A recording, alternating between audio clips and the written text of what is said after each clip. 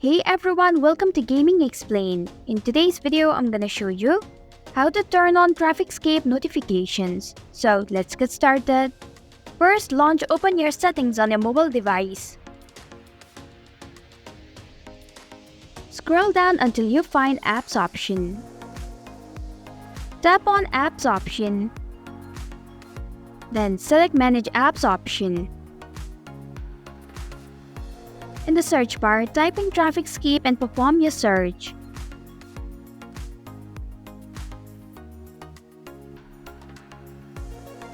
Tap on it.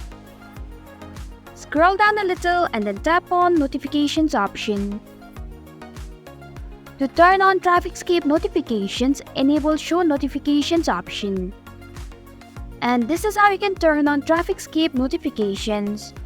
Thanks for watching Gaming Explained. If you like this video, hit the like button and drop a comment with any questions or feedback. If you are new, subscribe and click the bell icon to stay updated on the future videos.